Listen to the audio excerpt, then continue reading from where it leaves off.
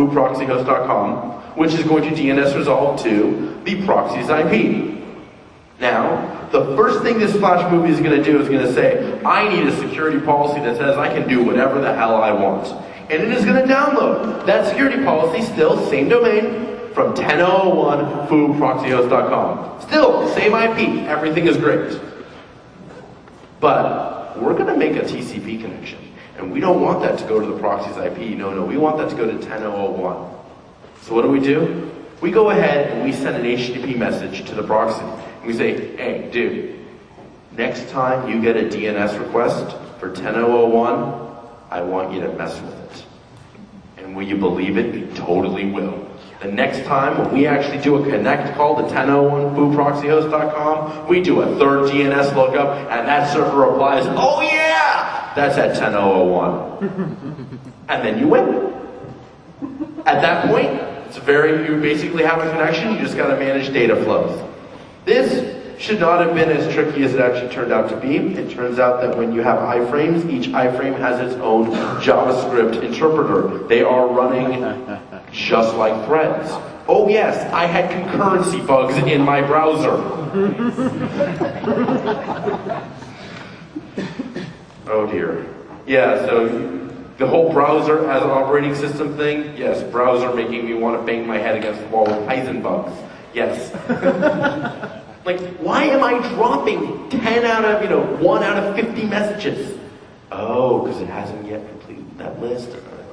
So, what do we do with the data flows? Data is going to be received by Flash. Flash isn't going to do anything with it but send it back into JavaScript for management. So it's going to go down into the browser DOM of the second level socket. What's going to happen is the bucket is going to visit each of its sockets. It's going to say, have you got any data for me? Have you got any data for me? Have you got any data for me? The bucket is going to aggregate all the updates from all the sockets, is going to send them in a huge batch in an HTTP update over to the proxy. The proxy is going to decapsulate this batch of updates, is going to hand them to the attacker. The attacker is going to be like, sweet, I got an incoming SSH connection. Here, let me start negotiating with that. It's going to create a TCP payload going back the other direction. That TCP payload is going to be received by a browser from the proxy. The payload is going to be sent back into each of the sockets, and the Flash object is going to pull the updates out and send it out each of the socket connections that have been set up. Like I said, totally trivial. Believe it or not, it actually works. I'm going to try to demo it, but I have to warn you guys, I have no idea. Oh my god, my net is actually working. I think I can even demo this for you guys. Alright, let's try this out. So we're going to go over to bucket, not Mallory Foo. So we're going to go over to this. Maybe. Oh, come on. I hate when live demos fail. And it was working so well, too. Oh, wait, hang on. You know what? It's Toorcon. I totally need to do the live demo here. Everyone else will be like, nah, I don't need the live demo. No, you guys, you need to see the real deal. So I'm going to make this happen for you. Anyone got like Jeopardy music or anything?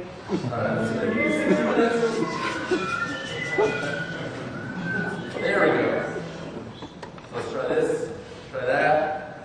Oh yeah, we got bucket. So now, we're going to go ahead, find out an IP address. Okay, 66. So we're going to say, this is just a little weird interface that's been shown. So we're going to go, we're connecting to the proxy. We're telling it, please give me a connection to 66.240.226.139, port 22, protocol 6. Because hey, we might be supporting UDP someday.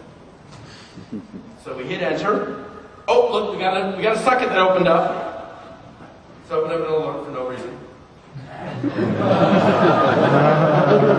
Oh wait, it's socketed, it's connected, and wait for it. Oh, look at that SSH login right there.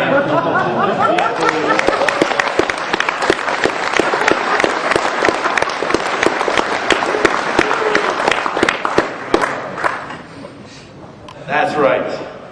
Anywhere else I'd fail the demo here? All right, what are domains? You might notice I had bucket.notmallory.com talking to 66 whatever.mallory.com. How come those two could talk? Well, it turns out, normally they couldn't because they're from different domains. But there's a little exception in the same origin policy. Two hosts, if they share the same parent domain, they can opt in to join that same parent domain. So foo.notmallory.com and bar.notmallory.com can say, we both trust Not-Mallory. Let us talk to each other. That's right, I'm using the same origin policy to pwn the same origin policy. So that's it, a little bit of housekeeping. That's a TCP and JavaScript implementation. But what about the attacker? How is the attacker supposed to interact with all of this? The attacker can go ahead and type NC, 127.01, 123.45. Oh no, I got much more fun ideas. So, was there anyone here who was in my original talk 7 years ago about Slurp? Okay, check this out. Back in the day, I think it was 2000 or 2001, I gave a talk on really, really evil things you could do with SSH. And one of the things that you could do is you could run PPTP, the VPN protocol, over SSH. Yeah, so I was actually using Slurp to do this. Slurp was old school when I gave the talk 7 years ago. Now it's being dug up from the grave. You actually can't find this code on the internet right now. I had to pull out an old hard drive. Dear God. So, Slurp is fantastic. It is basically 1995 called They Want Their NAT Back. The idea was that all you had was a shell connection, a text interface to the internet, but there was this awesome new stuff, Mosaic. Not even Netscape yet, Mosaic. And you didn't have Win95. No, it was all about the trumpet WinSock in the house. And how were you going to get trumpet WinSock to talk to your shell account so you can Mosaic to see some porn? How were you going to do that? Well, thus Slurp shows up and basically says, all right, I got an account here. It lets me open sockets. I got a client here. It gives me a stream of packets. I'm going to parse the stream of packets, and I am going to create a series of socket connections. Creating a series of socket connections. This sounds familiar. So, there was a Linux PPTP daemon called PopTop, still around. PPTP, for the love of God, don't learn it. It's the most hideous thing on the planet. But you can think of it as, it takes all the streams coming out of your box, they get turned to packets, it takes these packets, encapsulates them, sends it to that guy over there. Just imagine, here's a stream of packets containing all your outbound TCP connections, and UDP even as well. So what you would do back in the day was you would use PopTop, VPN in, connect to Slurp, and Slurp was actually completely external. The entire PPP side was external. So with the SSH era, what I would do was, instead of running Slurp locally, I'd SSH 5,000 miles away and run Slurp over there. And now instead of VPNing into, the machine over in my room, I'd VPN to, some machine 5,000 miles away. Works really well.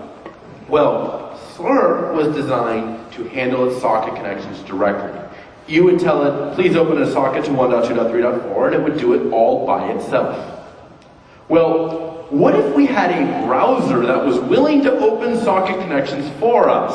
Could we use Slurp to turn the packets back into streams and then pass those packets out to IE? Could we connect Slurp to IE? Why, yes, and that's why the software is called Slurpy. So, the general idea, the attacker's running an application that uses sockets. The sockets get their traffic sent over PPTP to Slurp. Slurp provides a set of streams to the proxy. The proxy tells the browser's bucket, open these some sockets. The browser opens the sockets, which provide some sockets. The proxy mediates the traffic between the attacker's sockets and the browser's sockets, and it all just works. You don't need to write some SQL client in JavaScript. No, you can just use SQL Explorer. You want to run Nessus over IE? You got Nessie. You want to run World of Warcraft over IE? You got WoWie. Any TCP-based protocol will just work. And if you want to mess with Firefox or Safari, you get UDP too. Impacts. Well, corporate firewalls are bypassable via alert browsers. Your home routers are at exceedingly high risk. For the love of God, go home, change the default password on those things. We had a whole era of attacks of people blindly attacking the home routers with cross-site request forgery. People are like, what you need to do is you need to make it so that the browser needs to be able to read your response. Right now they're blind. They're just sending stuff in. You need to make the browser find a cookie and repeat it back to you. Well, now, with this attack, the browser totally sees the cookie. Your home routers are not in good shape. And neither, I guess, are your corporate routers if they have web interfaces. Every browser is a proxy. You know, there are lists out there that you can buy that contain all the proxies in the world. I mean, there's not that many, and then you just decide not to trust them. Now, you don't need proxy servers. You don't need a botnet to bounce off of. Every browser is a spammer. You know, every browser can send SMTP. Every browser can go ahead and do click fraud. Every browser can link to your instant messenger server. Every browser can proxy click fraud. This sucks. $1 billion was lost by Google to click fraud. The idea is that, you know, there are sites out there that will pay an immense amount of money for a click. Like, oh, you got a click for some disease that they're kind of sort of suing the pharmaceutical company over. You get a click from someone who might actually join a class action. It's like $10. So people will just create fake identities. Now these fake identities have been tracked by looking at the IP addresses. But now any browser can be used to be these fake identities. It sucks. So there are a bunch of other attacks possible. Stealth Tor, you can just be kind of sort of silently joined to the Tor network. Do stuff to protect neutrality. There's some peer-to-peer networking issues. Java's giving us UDP. UDP is symmetrical. You can actually have an entire cloud, a peer-to-peer cloud of browsers that are talking to each other, no servers involved, and there's no special code that gets deployed on the client. There's just Java. There's a little bit more. This was a joke.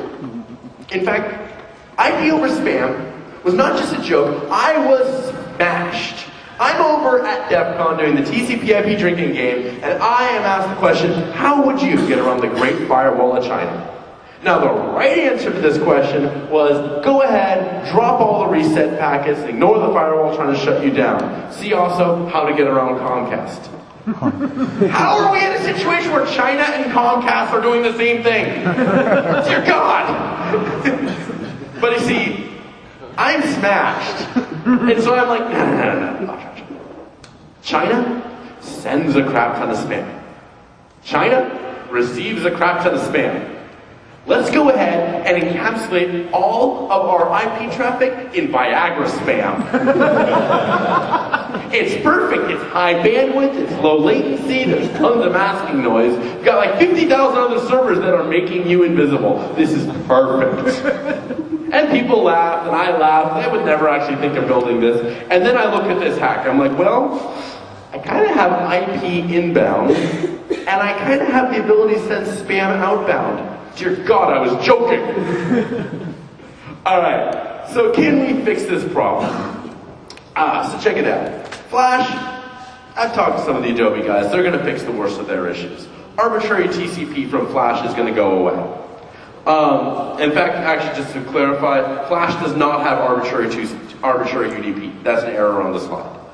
Java, I have not heard a word from Sun. I'm not saying that maybe I should or shouldn't have. I'm just saying I don't know what Sun's up to, but you know what? They don't work in IE. Browsers themselves, where you use an iPhone,